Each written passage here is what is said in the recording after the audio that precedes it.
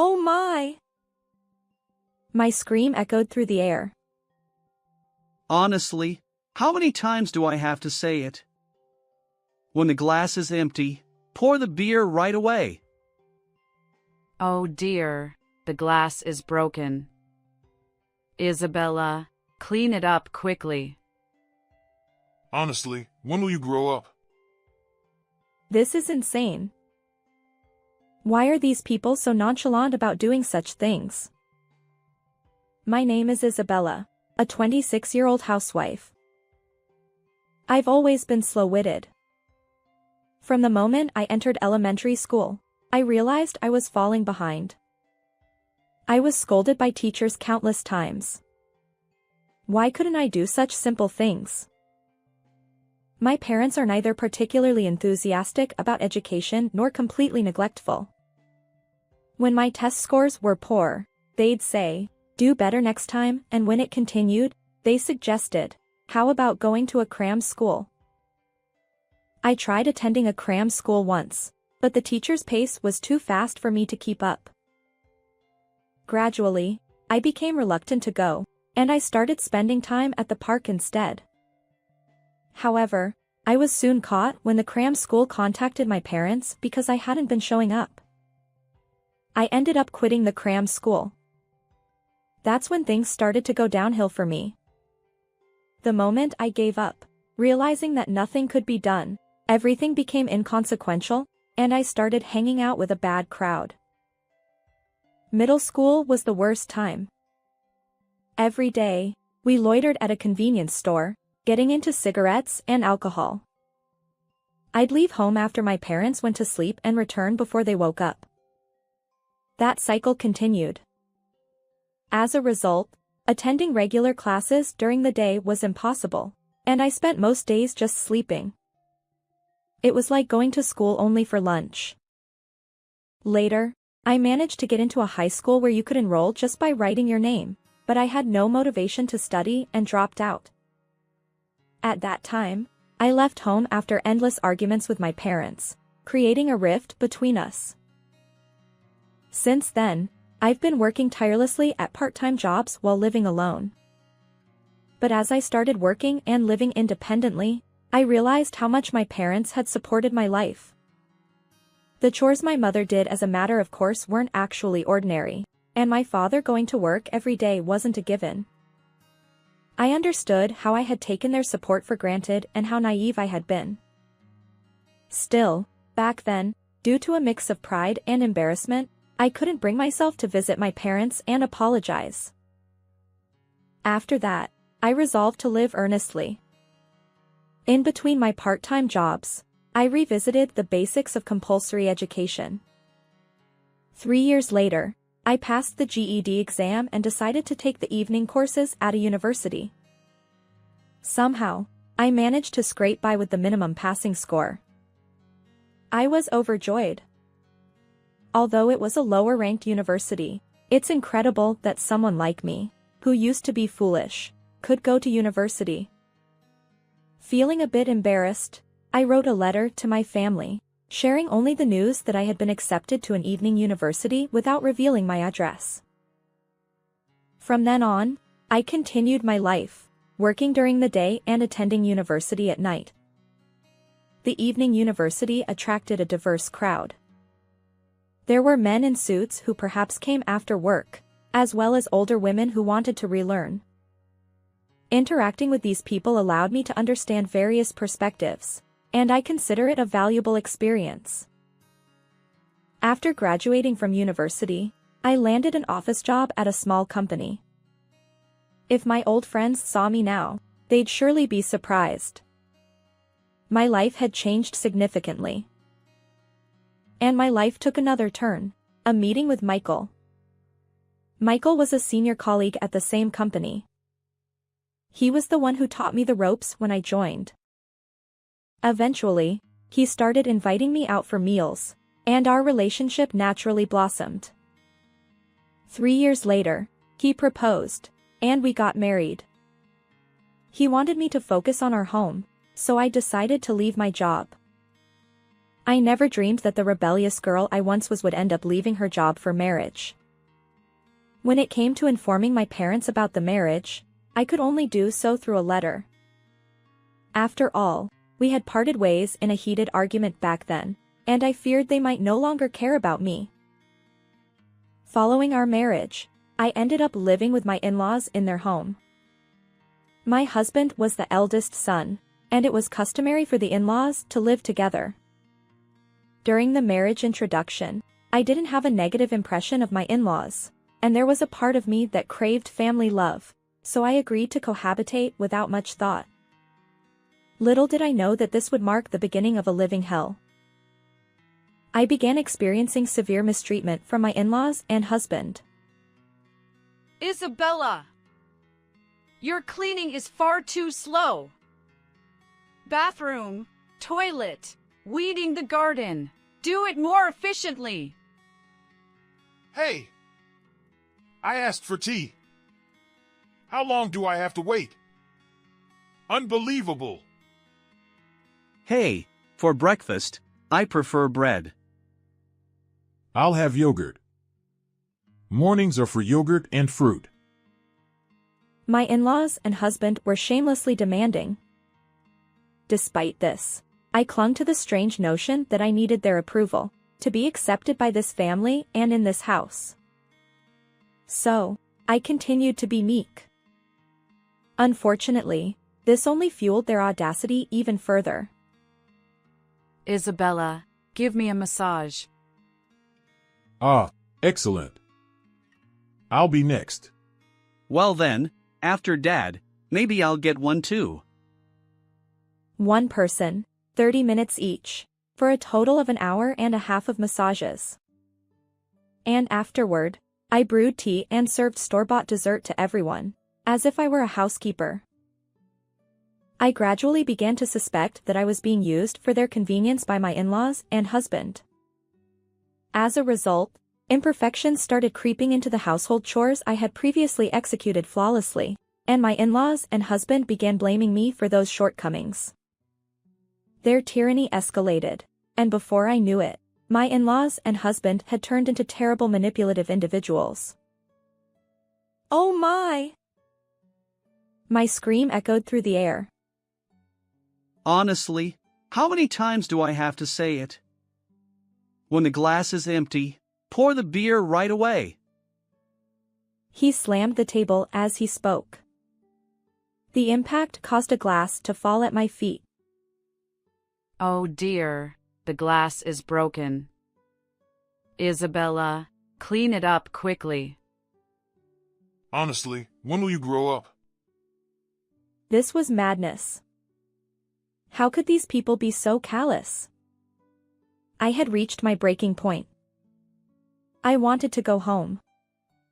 But where? To my mom's place? Yet, I was afraid. Would they accept me? Still, I knew that remaining in this house would drive me mentally unstable, so I made up my mind and left.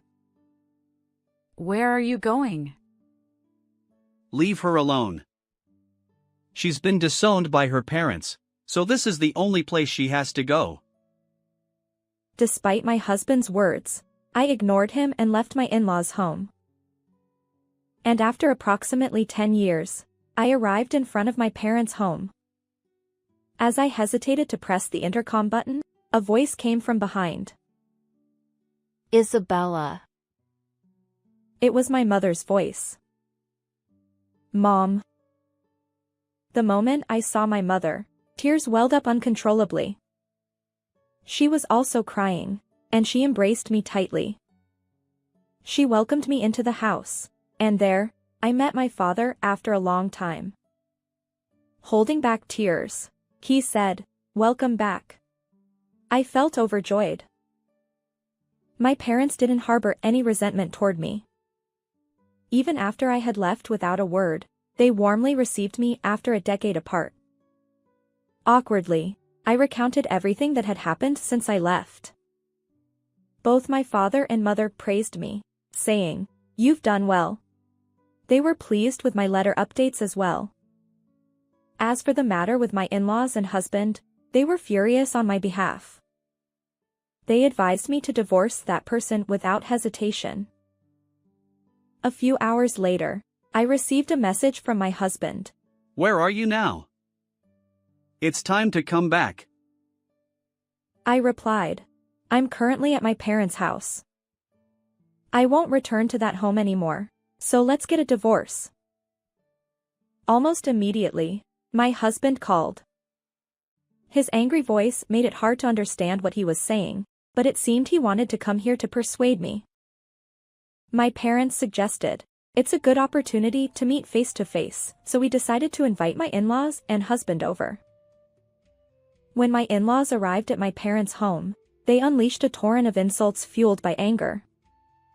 Back when I lived with them, I was somewhat fragile due to my longing for family love. However, now that I had reconciled with my own parents, that vulnerability had disappeared. Without succumbing to their verbal abuse, I firmly handed them the divorce papers, saying, "It's pointless no matter what you say. Please sign for the divorce." In the end, my husband reluctantly signed the papers, rolling his eyes. Finally, I was free from those nightmarish days. And in the blink of an eye, 5 years had passed since the divorce. It was a holiday, and I was relaxing at my parents' home as usual. Suddenly, the intercom buzzed. Who could it be on a Saturday morning? Since I was closest to the front door, I decided to answer. But then the intercom buzzed again. Hello? Oh, excuse me. Wait, what? When I opened the door, there stood my ex-husband and in-laws, the same people I had parted ways with 5 years ago. Why? How? My ex-husband grinned and said, Hey there! You doing well? I figured you'd calm down by now. I'll forgive you, so come back, ha! What are you talking about? My shout drew my father's attention, and he joined me at the entrance. He too was surprised by their presence. My ex-husband continued smirking. You're probably still a lonely single woman, right? We'll take you back. And then my ex-father-in-law, audaciously, chimed in. Grandmother needs care too. Let's discuss the future. Their nonsensical statements made me burst into laughter. Impossible. Why are you laughing? My ex-father-in-law snapped. Exactly. How dare you, a lowly woman, be so cheeky? My ex-mother-in-law chimed in. I replied. Well, I was just thinking, who's speaking from a high horse here? My ex-husband retorted. What? Who do you think you're being cheeky with? He seemed to believe that his forceful tone, reminiscent of our cohabitation days, would sway me. Little did he know that over these 5 years, I had regained the determination I had as a former delinquent, a strong woman who wouldn't be shaken.